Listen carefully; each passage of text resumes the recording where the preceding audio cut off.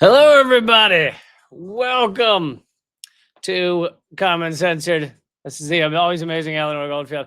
I have just had some dental surgery done, so I both feel loopy, which is woo. I did But not roofie also, him, just so you know. and she roofied me both.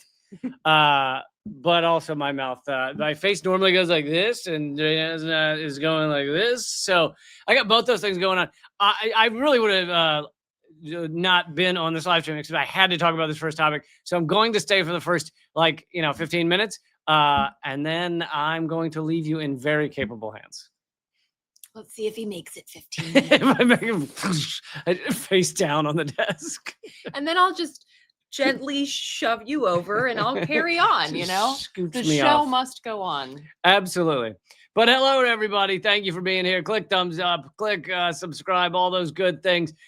But the reason I had to be here no matter what was because the topic that has taken over the nation is the censorship of a comedy show. And most of America is acting like it along with Colbert earlier, Colbert's going to be fired in May or whatever, March or whatever, are the first ever comedy shows that have been censored in America. So, and I would like to be here to say, I beg to differ. There has been another comedy show that has been banned by U.S. sanctions.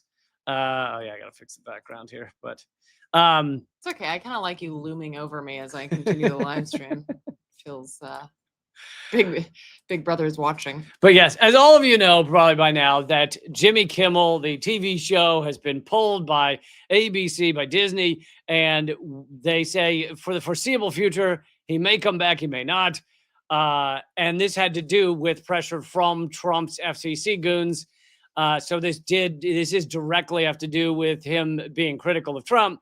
And there's so many hilarious aspects of this and just like insane aspects of this. One is the idea that no comedy show has been censored in America before. It happened. My entire show was deleted from the face of all internets and the world 3 years ago under Biden. And yeah, none of the mainstream media seemed to care back then. What a big deal to them. Don't know why. Any ideas? I just want to yeah, I mean, I assume we're gonna come to this, but I also think it's so weird being on this side of you. I also feel like I'm like further away from the center, which is accurate in real life. But I feel every show. I'm like falling off the edge of the screen. Well, I've got linebacker shoulders. I need to like, take up space.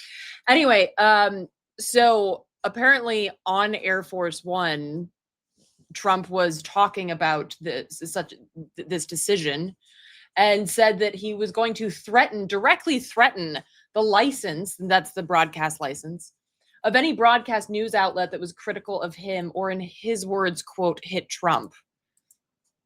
I don't know if that meant, I'm assuming that means that he talks about himself in the third person, which is just an added reason to hate the man. But so I just wanted to take a moment to say, like, that's not how broadcast licenses should work. But of course, this is his FCC that's going to bat for him. And so there's several points to be made about that. One is that, yes, this is an authoritarian president using the levers of power that have traditionally been kind of soft touch. Like Biden never would have said, I'm going to take that network down because they made fun of me. I mean, endless networks were making fun of him, and he didn't even threaten that type of thing.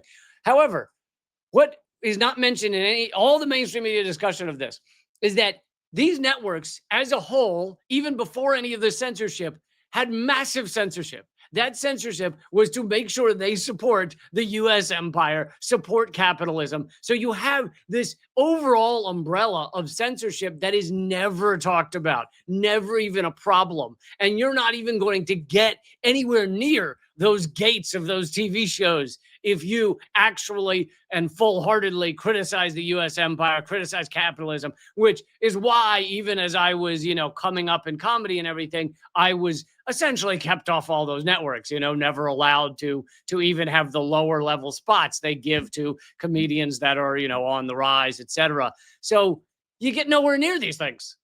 And people act like that's not censorship. Only this is censorship. Well, but of course, I mean, and I can't say that I watched Jimmy Kimmel's show. So I've never Are you seen kidding? it. She records it every night. And then Is TiVo still a thing? is it called I recording? TiVo that? I'm not even sure it's called I don't recording. think it's called TiVo TiVo. TiVo is definitely not a thing. Okay. So that goes to show you the last time I was anywhere near a television. Do they even still call it television? Anyway, that's getting a little off point here. But Two people that look like they're in their 30s and act like they're in their 90s. so of course, Jimmy Kimmel was in the place, as you just pointed out, Lee, was in the place that he was because he never went to the root causes of the things that we're dealing with in this society. And so that's why everyone's all of a sudden, hand wringing and clutching their pearls and, oh my God, this is censorship, as if this is a thing that just started, when of course, people that have been paying attention and looking at alternative media for, oh, I don't know, forever in this country are well aware that this is just the latest ramping up. And this is in fact something that's been going on since, like the Palmer raids, the way that media Right. covered thing, the way that, alternative media outlets at that point, it was of course alternative, like co-op run newspapers and things like that were actually telling people what was going on. But this is as American as apple pie, which is a German. So, but So is it a horror show of censorship? Absolutely. Is it a new horror show? No. This has existed for a long time. I mean, the crushing of Lenny Bruce. Even though George Carlin, luckily, we got all of his great specials later on. It was because there was one channel that didn't have ad dollars, HBO, and he happened to have a deal with them, so he was able to say the things. He had freedom to say those things. But yeah, no, it's like, I mean.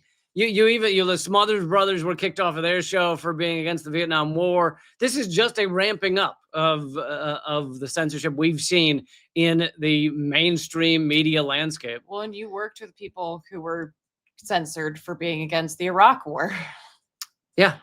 Oh, yeah. And Janine Garofalo lost a lot of her work because she was willing to be against the Iraq War on television. And yeah, so this is it's a more famous person, it's a bigger name, and it's a bigger deal for the president to directly say, I'm going to revoke the license of these networks.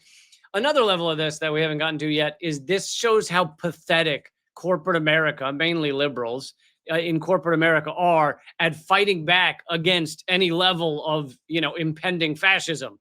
There is like zero fight in them because it's all about profit. It's all about money. So at the end of the day, what's most profitable for these networks? Not to have their fucking license revoked. Well, and also, as pointed out in this article by The Intercept, Nexstar, who's the parent company, this is so messy, like the parent company bullshit, which we can thank Bill Clinton for, by the way, that creating these media conglomerates. When you haven't even heard of a lot of them, and then it turns out they own everything. Yeah, you're like, Nexstar, what is that? They own I was today years old when I heard of Nexstar. Nexstar owns more TV affiliates than any other company. So they're preparing for a $6.2 billion merger with competitor Tenya, also nothing I've ever heard of. One that would require, here it goes. Not to be confused with Enya. Enya doesn't own any of those. No, she lives in a castle with her cats in Ireland, which I'm just going to say #life goals. They're preparing for a $6.2 billion merger, one that would require regulatory approval from an administration that has shown its willingness to weaponize government power in service of its agenda. So a bit like Paramount. Remember, we've talked about Paramount. Nexstar is like, look, we're about to do this hell of a bankrolled merger, aka takeover of the knowledge industry. And we want to make sure that that goes through without any hiccups. So we'll just get rid of this clown. We'll just do whatever Trump wants us to do so that we can grease the wheels and the gears of this merger and just buy another yacht. Yeah, this is what corporate America is. It is the gravity of capitalism. They all get sucked to the center. You have three companies owning all this shit, and they want the president not to stop their deals. So you have Paramount and Skydance. You have Larry Ellison buying out CBS News, putting Barry Weiss in there. So it's going to be a Zionist shit show, as if it wasn't already. It just keeps getting worse. But this is a long-term trend. It is speeding up. Was Carlin the first to say, like the toilet water when it's circling? It's speeding up, but it's not new. Yeah, but and it just this fucking no fight again. We're told as Americans, a lot of us, that this is fucking headed towards fascism, in fascism, whatever you want to call it. And how much fight do you see by mainstream media? I flipped on MSNBC just to see how they were covering it. God, I'm sorry. And they and they literally said, they called it Trump's media makeover continues. And I'm like, wow, that is the nicest way to say fascist censorship. Wow. Do you want to bring up this? That's cute. Yeah. So in typical corporate media fashion, corporate media is concerned for their own, just like we've seen with regards to journalists. No one in corporate media is decrying the murder of 300 Palestinian journalists in Gaza. And media is certainly not decrying the fact that free speech has taken a arguably bigger hit with regards to with regards to Mahmoud Khalil, but corporate media is not talking about that. So again, I'm not saying what happened to Jimmy Kimmel is cool, but it's like, this is a bit more intense, arguably, because basically a judge, if folks don't remember who Mahmoud Khalil is, he was detained or kidnapped by immigration authorities for 3 months. He was detained in New York and then sent down to Louisiana, basically for advocating for Palestinian rights. And a judge on Wednesday ordered that he be deported to Algeria or Syria. So he was born in Syria. He's a green card holder. And you'd think that this news that basically he could be deported for exercising his right to free speech would make some news. Yeah. But didn't. Also important to note that Khalil does appear safe so long as his federal case against the original detention proceeds, but the new immigration ruling, because there's an immigration court and then there's a federal, it's a mess. But the new immigration ruling was under new pretenses, meaning he could be deported when the federal trial ends.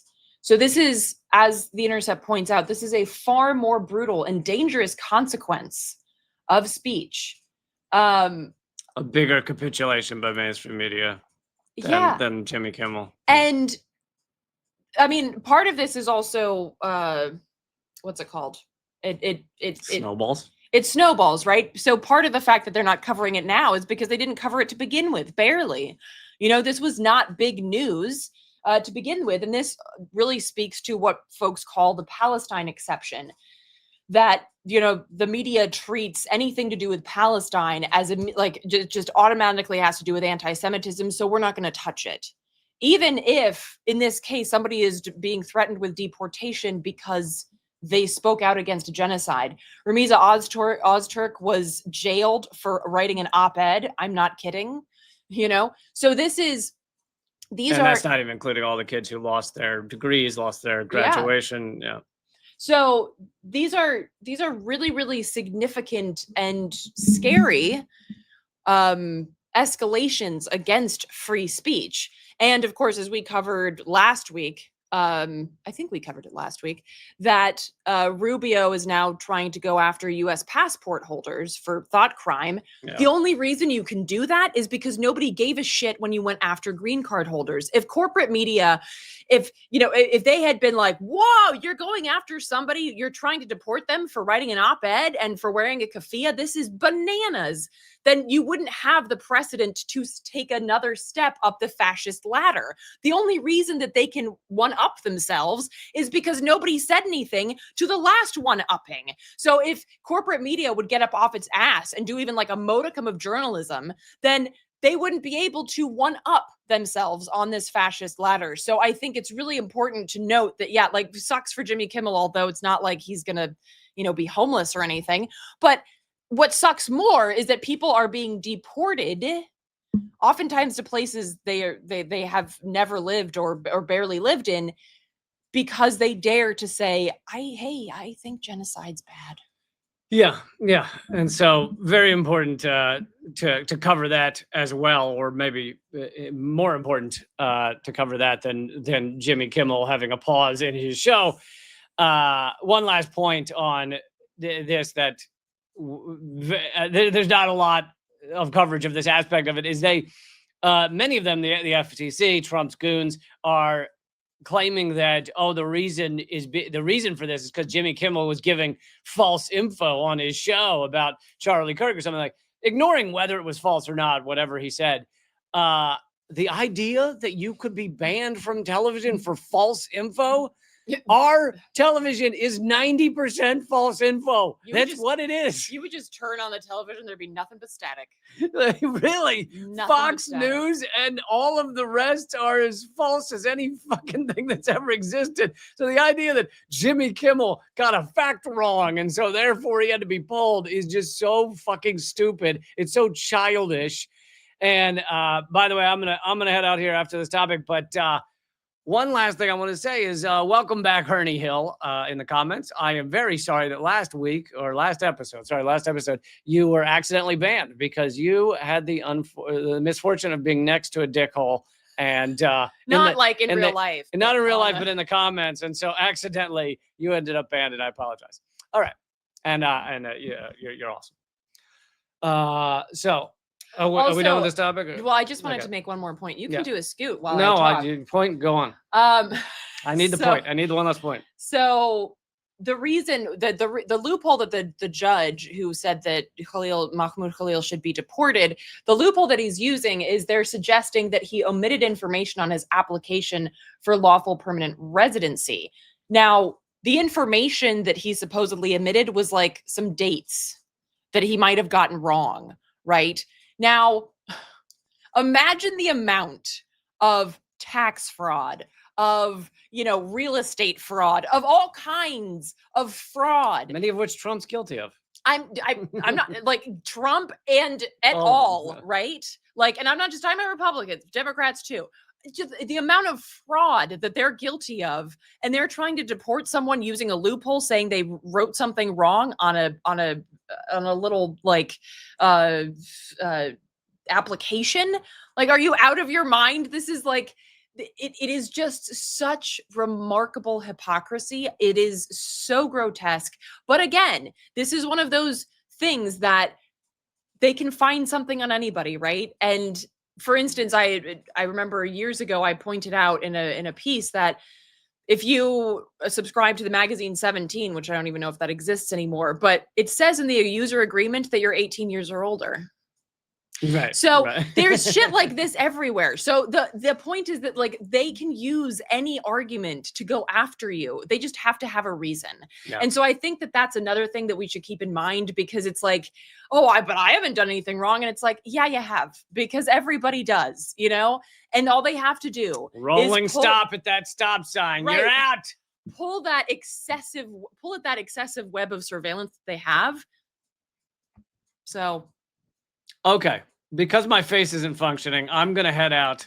For those of you who missed the first 10 minutes, I had dental surgery, so I'm gonna out. But Eleanor's going to do the rest of the episode, and she's always amazing. And I love you guys, and have fun. And look, if I fuck up, we're gonna have this experience together. And you get to see Lee scoot, which never happens because he hates the scoot. But now you got to see it, and I'm very excited that you did. Okay. Let's see if I remember how to do this. Okay.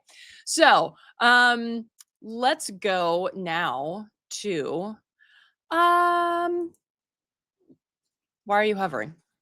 I was gonna tell you something. If you click on, can't let go. If you click on a page, then when you go to share, it's the top one. Okay. So that helps. Everybody say bye, Lee. Micromanager. Let it go. Okay, so I wanted to get to this story because it's one that I feel like doesn't get a lot of play here. Share. Okay. So the National Homelessness Law Center has done, if you're not familiar with them, they do great work. And it's horrifying, but it's a very important work that they do. And they released a press release just, what is today? The 19th, just yesterday, talking about some incidents that happened over the weekend. And I think, well, I'll share some of them and then do the analysis. So over the weekend, Fox News host Brian Kilmeade, which are we even doing like the Matrix for names anymore? Like, this is ridiculous.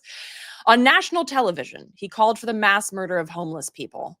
So again, I think like when we talk about how people are dangerous to, and I'm going to get into people that they're calling terrorists, they being the government, but we have people on live television, on infotainment channels like Fox News, saying that you should murder the unhoused, and they still have a license? How is that? How does that still go under the umbrella of free speech when you're literally inciting violence against people because of their lack of money for housing? On September 15th, homeless people in Minneapolis were the victims of a mass shooting. Instead of responding with housing for those victims, the government responded with bulldozers, because clearly, if you're attacked for not having housing, it's not the person who attacked you's fault. It's your fault for not having housing, you lazy bum, right? In a time when I just spoke to Richard Wolff recently, you'll see this on next week's episode of Project Censored. I just spoke to Richard Wolff about the fact that a record number of people in the United States now cite a crisis level economic anxiety, meaning they can't pay for basic things like food or what do I know, housing. Most people are underwater when it comes to their mortgages or their rent. Most people could not afford a $400 emergency. So the idea that you are going to not only criminalize homelessness, but you are going to incite violence against those who have nowhere to go is a level of psychopathy that, again, is very American, but is so twisted. And at the same time, you're deporting people for saying free Palestine. And third, also on September 15th, a homeless man named Corey Zukatis, trigger warning here for folks, was found dead, hanging from a tree in Mississippi. The same day, a Black man named Trey Reed was found dead, also hanging from a tree, also in Mississippi. Now, I don't have any information about these, let's call them deaths.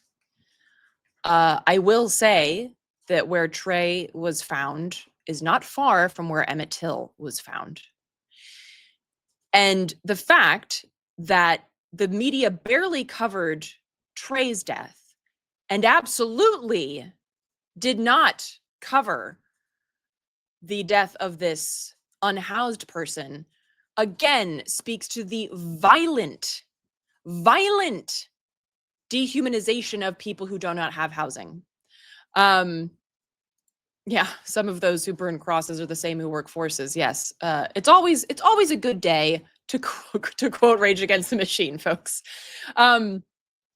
So again, like, this is the media is not going to tell you about these because they don't care. And I think it's important to point out that all of us, unless you are like a trust fund kid watching this, in which case Mazel Tov, please send us a Snapchat. Most of us are a few emergencies away from being unhoused. I myself have been unhoused, and it is again, it's a very American thing. And that's not to say that this doesn't happen in other places, especially in places in Europe that are increasingly taking after the US, which is really crackerjack job there. But this is something that is so American because we don't have money to survive, right? And if your choice is between paying for rent and paying for food, people will pay for food. If a lot of people will hold on to their cars as opposed to holding on to an apartment because they're like, well, I can make it work in a car and I need to eat, right? So I think that it's important to highlight that, like, there is this very propagandized feeling of being like, oh, that sucks for them, but also that's their problem, right? And of course, that's not the case. And I think most people watching this are not under the impression that homeless people or the unhoused are some kind of, pariahs. But I think it's important to note that the dehumanization of people, it spans like every single part of our country. Every single part of humanity is being sucked out, is being targeted by this administration. And again, it's not just this administration, but they are escalating it, right? And the fact that, for instance, somebody calling for the mass murder of homeless people didn't make the other news, like the fact that like the New York Times or CBS or ABC or whatever the hell weren't like, holy shit, this guy just called for open season on people who are too poor to find housing. That's sick. Why wouldn't you do that? If you were actually an adversarial press that believed in calling out horrific commentary and indeed terrorism, why wouldn't you say boo about that? So again, do check out the National Homelessness Law Center. You can check them out at homelesslaw.org. They do great work. There's also spaces on their website to support their work. And I see in the chat Charlie Kirk called for the same. Yeah, it's really horrific. So, speaking of more people who are in the crosshairs of this administration, and this is, of course, not news, but this particular thing is news. This is from Ken Klippenstein, who writes that the FBI is readying a new war on trans people because there was already a war on trans people by the extremist far right, but this is a new one. So apparently 2 national security officials have told Klippenstein that that they're going to designate transgender people as violent extremists because of what happened to Charlie Kirk. Now, so I'm going to get into this bit more, but if people are like, wait, what? It wasn't a trans person who killed Charlie Kirk. You are correct. And I don't have all the, I don't know that anybody other than the so-called authorities do, but the person who shot Charlie Kirk had apparently was friends with somebody who was trans, and apparently like wrote on the bullet something about trans folks. And to me, and this is my personal analysis, to me it seemed like somebody, a bit like Dick Cheney, has a gay daughter, so now therefore thinks being gay is okay. It felt to me like this person had a trans friend or significant other. I don't know what their specific relationship was, and therefore was pissed, rightfully so, at the absolute insane terroristic drivel being pushed by people like Kirk. Now, whether that's really what made him shoot him or not, I don't know.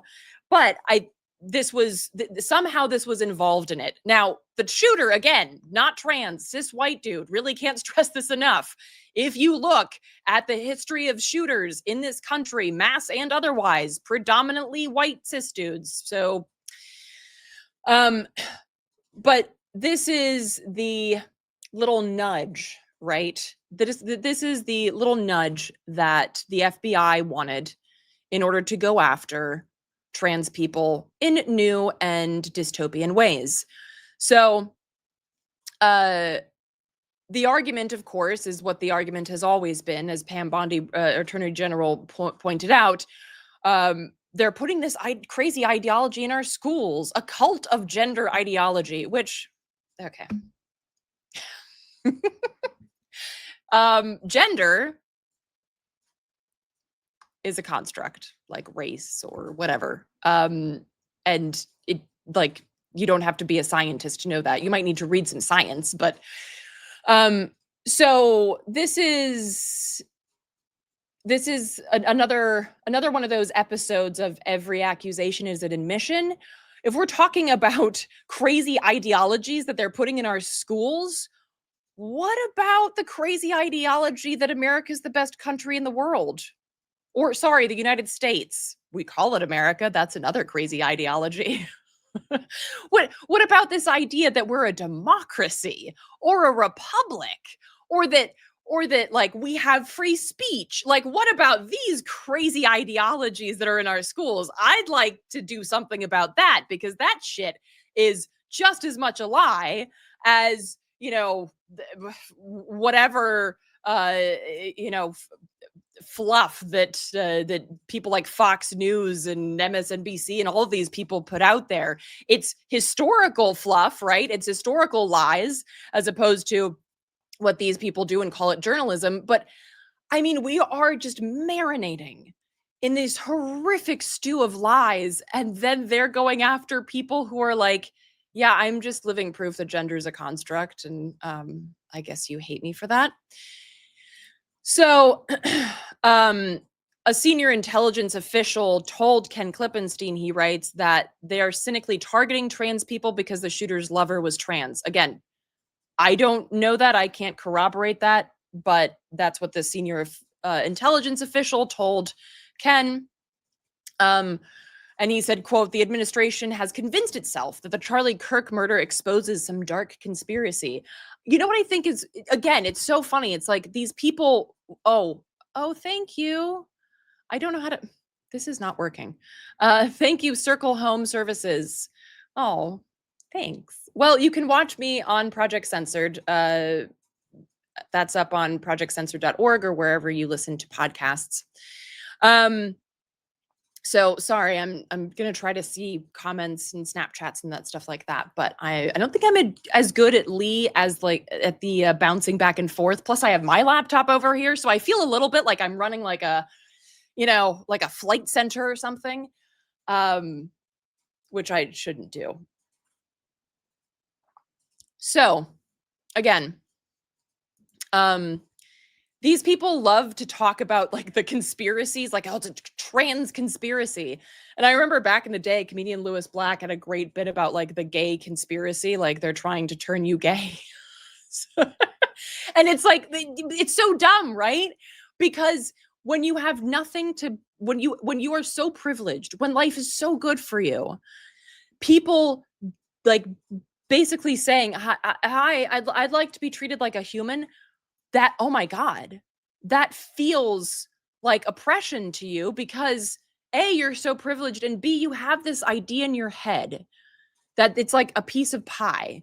And if they get some equality, if they get some access to basic human rights, like being recognized as a human being, then that somehow affects you negatively, which is, the argument that a lot of people have against trans people, especially trans women. Like, oh, that's not real women. We've fought so hard as women for our rights. And if they get some, we won't have any anymore. Like, that's not how rights work. It's not a pie. Okay. It's a propagandization that makes you think that, right? That make you think that, oh my gosh, if they get some, then I lose some, which is of course the propaganda that drives the idea that, immigrants are taking you jobs or, DEI is the problem as opposed to corporate greed and capitalism and white supremacy, right? So it's these mentalities that get them to think like, oh my gosh, if we treat trans people like human beings, then we're going to lose some of our rights. Also, just going to say that a lot of cis people have, especially on the right, are just very creeped out and have like these really I want to say like dystopian erotic ideas about LGBTQ folks. And like, that's their problem, right? Just like white supremacy and racism is a white people problem. Like, that's really your issue. And it's like the idea that like people who always say that, oh, LGBTQ folks molest kids. And then you always end up seeing like child pornography on some right-wing douche canoe's laptop. It's like, well, thou doth protest too much. So we see this like need for some kind of dark conspiracy when in reality it's like people just want to be human beings. Okay, They want to be treated like human beings and be able to like garden and shit, and like love who they want to love and read books, read books where they see themselves, right? Speaking of like banning books and things like that, especially when, particularly with LGBTQ youth, mental health is incredibly strained. And to have books and places like that where you see like a mirror of yourself is so important. And they're banning those books, right? Also, Banned Books Week is coming up. If y'all want to check that out, you can go to the Banned Books website. I think the theme this year is make 1984 fiction again, which, yeah, looks like we got ourselves a reader. Yes, love Bill Hicks. So basically the powers that be are blaming the radical left for this shooting, which I'm laughing because there's so much to cry about. It's just like the radical left, again, just wants people to be able to have human rights. And you're talking about a right winger who was shot by a guy who grew up in right wingdom. I don't know specifically about his political ideologies, but just judging by his interest in weaponry and his upbringing, I'm going to say that he had a lot of right-wing ideas around him in a place that is run by a right-wing mayor and a state that has a right-wing governor. It's like, you're really desperately trying to blame this on the left, and the left's over here like, I did what?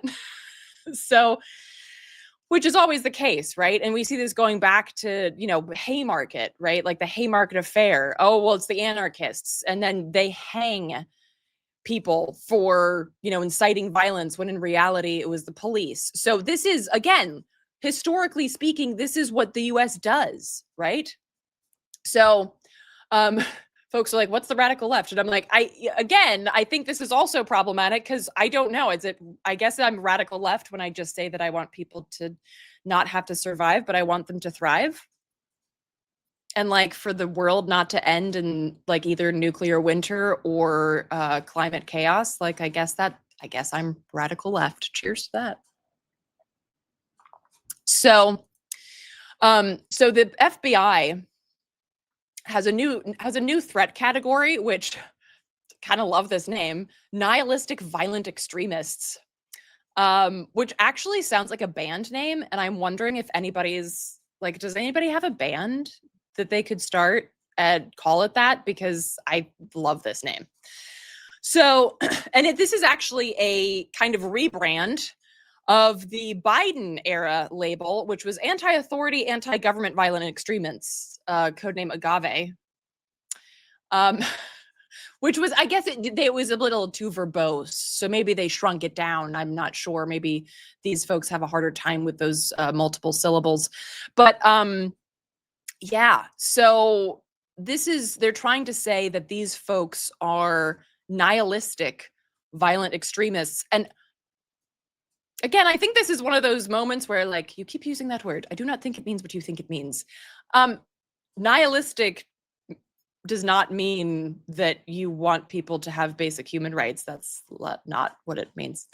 So yeah, this is a horrifying escalation of the attack on trans folks, and that certainly needs to be covered. Again, I'm looking for where the corporate media is on this story, and they're not. This is, of course,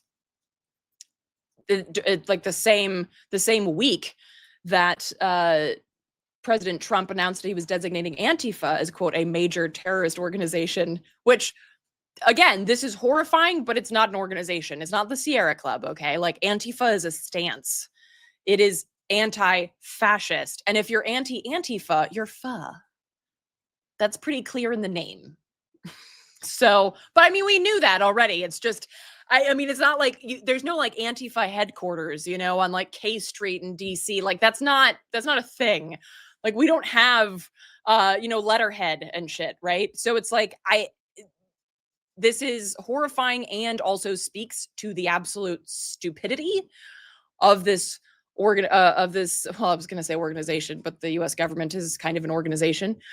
on its better days. So, also, there's an indictment currently against Kirk's alleged killer that refers to transgender issues 3 separate times.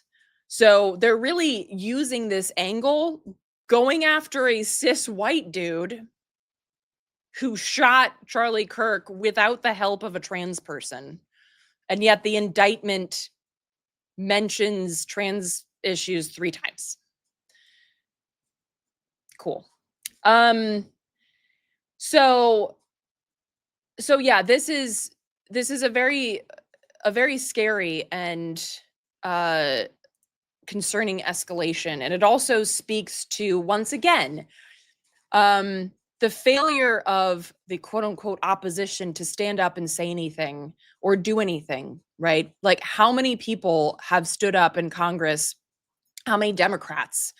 How many so-called Democrat-leaning news shows have said that this like open season on trans folks simply for existing is horrifying and should never be accepted, and we have to do more to protect and stand up for our trans community members, particularly trans youth who are especially at high risk and have been victims of extreme violence, including murder, and are every year at remarkable rates. This is there's nothing, right? There's nobody on the so-called side of the opposition because they're not in opposition, right? And I think everybody here was, well aware of that. Yeah, Democrats don't care about us. They don't care about trans people or poor people. Amen. As I said, I think most of the folks here are well aware of that. But it's really important that that continues to be amplified, right? Because I think people fall into this habit of just talking shit about Trump and his administration, which I get it. They're worthy of that. But we can't lose sight of who paved the way for Trump, right? Who made it possible for him to exist as president. His meteoric rise is thanks to Democrats, right? And we exist in this hellscape of a fascistic, I feel like I'm playing fascist whack-a-mole with all the shit that's happening. But all of the shit that's happening has its roots in times and people long before Trump managed to elbow his way into the Oval Office. So important to note, I felt. So let's move on to what shall we do next?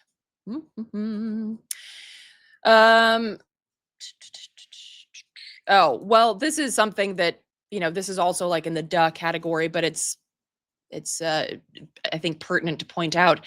The National Consortium for the Study of Terrorism and Responses to Terrorism came out with the duh point that no, there's no evidence of rising LGBTQ plus violent extremism or trans terrorism. So if you wanted to show anyone a report that shows that just echoes reality, feel free to send them to this program that studies terrorism, like actual terrorism, not just like kids who want to exist. So let's move on. I already did what is that? Oh, that's that. So this happened a couple of weeks ago, I guess September 4th. But this is also another one of those like just bang up jobs by Marco Rubio. He has placed sanctions on 3 Palestinian human rights groups. Yeah, human rights, because the enemy of the United States is human rights. I feel like we all knew that, but again, these 3 groups are the Al-Mazan Center for Human Rights, the Palestinian Center for Human Rights, and Al-Haq. So yeah, this stems from Trump's February executive order that invoked the International Emergency Powers Act. Again, something that already existed.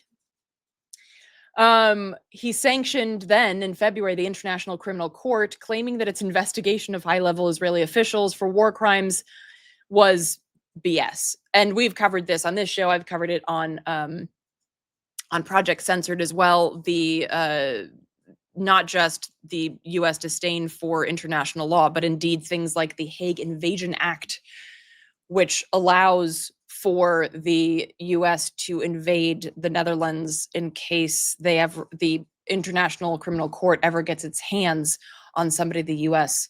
wants to protect in their war criming. So in Rubio's statement, he says, quote, "The administration has been clear. The United States and Israel are not party to the Rome Statute and are therefore not subject to the ICC's authority."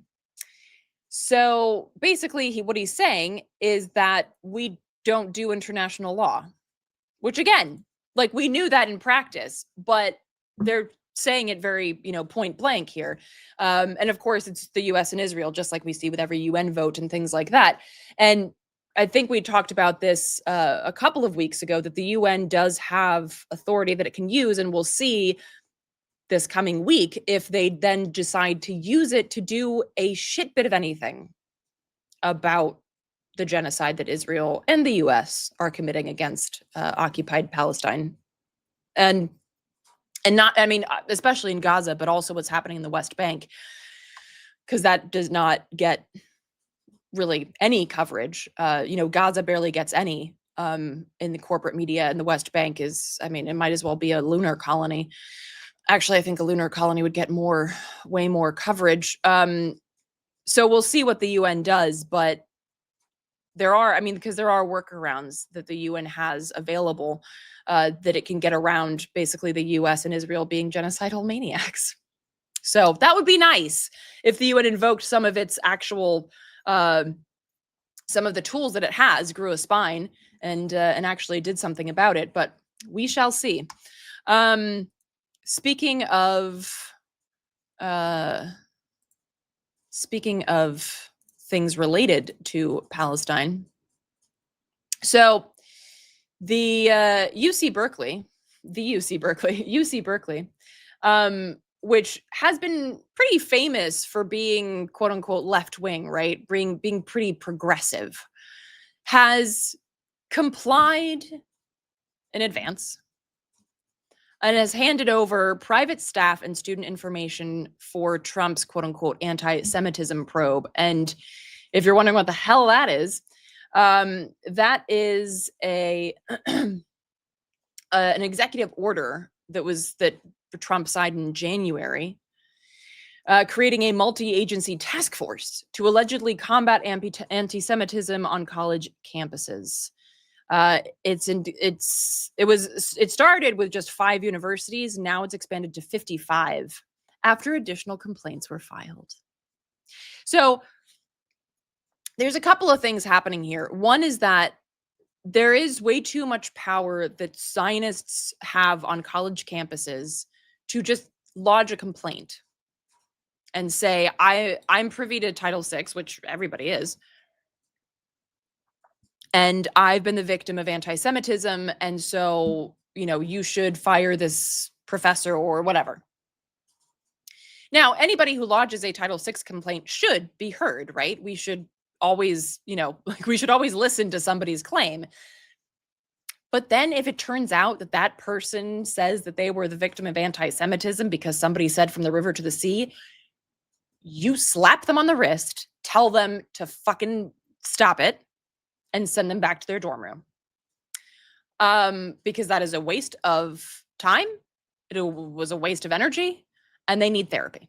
So, and I work with Jews and like Jewish Voice for Peace and stuff like that to talk about like how we grow up with this like trauma of the Holocaust and like how people can be easily triggered. I get it. It's also still bullshit, right? As somebody who has experienced legit anti-Semitism and is the descendant of people who have experienced it far harsher than I have, somebody talking geography at you from the river to the sea is not anti-Semitism, okay? And if you are offended that somebody's offended by a genocide being committed in your name, that does not make them anti-Semitic, okay? And we've talked about this on the show before. So I'm not gonna get up on that soapbox again. But this is where that stems from, right? And so again, I think that it is like the use of Title VI as a tool to go after people who are anti-genocide is really scary. And it also speaks to the way that we need to use these kind of safeguards, because Title VI exists to make sure that people who are legitimately targeted for who they are, or Swedish Voice for Peace. Yeah, I work with some Swedish Jewish anti-Zionist organizations too. The way that, I mean, because Title VI, the idea is good, right? The idea is to make sure that people who are, targeted for being Muslim or targeted for being women or Black or, whatever, have a place to go and say, I am lodging a complaint because this person exhibited extreme racism, they threatened me, whatever. So that idea is good. And it is being used to actually go after people who should be protected by Title VI, because a lot of the people that are being targeted are Muslim. They are, from Arab countries, or Arab backgrounds and things like that. So a lot of them are not white. So actually, Title VI is being actually fully 180'd. And legitimate issues of anti-Semitism are not going to be able to be covered if so much of this is gummed up with just anti-Zionism. That's the other thing. Like, if we actually cared so much about anti-Semitism, you'd want to make sure that the channels that someone would go to saying like, hey, somebody spray painted a swastika on my dorm room door, you'd want to make sure that those channels to address that aren't gummed up with a bunch of assholes saying, I felt triggered because somebody wore a keffiyeh to my math class. Right? So UC Berkeley complied in advance. And I guess like kind of a theme of this show is don't comply in advance, kind of like what they did with Jimmy Kimmel. Just don't do what the fascists tell you they want to see happen. Like dissent, okay? I mean, you're UC Berkeley, okay? You're not a tiny institution. And I recently spoke to, and this is currently up on Project Censored if folks want to go check it out. Again, that's available wherever you listen to podcasts or at projectcensored.org. I did an interview with Thea Abu El-Haj, who is a professor at Barnard, and she talked about how Harvard Educational Review canceled an entire issue on Palestine that was done by the, this is an academic journal. So the people writing this journal are experts in their field. They're researchers. These are people who have spent decades studying and who have really important information to impart in academia about what we're looking at right now. They can contextualize this because they've spent decades studying it, right? So Eleanor's throwing up the hair. We are in the home stretch. Yeah, I mean, it's like, okay. It's a little toasty down here. I also think I'm going through perimenopause, but whatever. So Thea Abu El-Haj talks about how the Harvard Educational Review canceled this entire issue. And at the same time that they were doing this, they were getting mad props for standing up to Trump, right? Because if we remember, that's what Harvard was getting all these props, like Harvard, tells Trump to shove it. I mean, they didn't, but that idea that Harvard was the only one, they were a bastion of free speech and academic freedom and values. And at the same time, they're canceling an entire academic journal dedicated to Palestine. So it's like they're complying in advance, but their PR is making sure that they look really good. Again, a classic case of complying in advance and trying to like PR over that shit to make it look good. And this is also why alternative media is really important, because Thea Abu El-Haj, she's not being invited on CNN. She's not being invited to be interviewed by the New York Times, right? So with regards to Berkeley, what happened is that these, students and faculty got a letter. And the letter reads, the Office of Legal Affairs sent them a letter and said that as part of its investigation, OCR required production of comprehensive documents, including files and reports related to alleged anti-Semitic incidents. This notice is to inform you, as required by law and as per directions, your name was included in reports as part of the documents provided. They got this notice, wait for it, 2 weeks after their private information had already been turned over to the government. It's getting a little 1930s Germany in here, isn't it? So in a classic case of irony, it's just so fucking dead. The Hannah Arendt chair, if folks might know who Hannah Arendt is, she was a Jewish author who wrote about totalitarianism and, extremism. And so the Hannah Arendt chair at the European Graduate School at Berkeley was one of the individuals whose information was given to the administration. I just, I don't even know, we just don't have irony anymore. And she writes, and she's Jewish, and she writes, to take a position against genocide is certainly not an anti-Semitic thing to do. Genocide can't take place without suppressing political speech and without suppressing educational efforts that will explain what genocide is and how it's happening now, which is exactly the point that Thea Abu al-Haj did in my interview with her. Again, that's over at Project Censored. The reason that we like knowledge is because it allows us to know what the fuck is going on. How did this genocide, what, why? Oh, well, here we have people who have read all of the things and write a lot of things about this. And, a lot of them are Palestinian. Thea Abu al-Hajj's father was Palestinian, and they're pulling from Palestinian sources. They're pulling from reporters on the ground, and they've lived there, and they're telling us. That's why we want the information, because it's coming from the source. That's the whole fucking point, right? And that is being silenced precisely because of that. And then it's, of course, being handed over to authorities. So this is an example of complying in advance and of something that we have to not do. Stand up and say no, especially if come on, UC Berkeley, at 2 Berkeley, this is a huge institution. It's internationally recognized. And instead of saying, you know what, get the fuck away from our students and our faculty who are exercising not only their right to free speech, but also their right to academic freedom.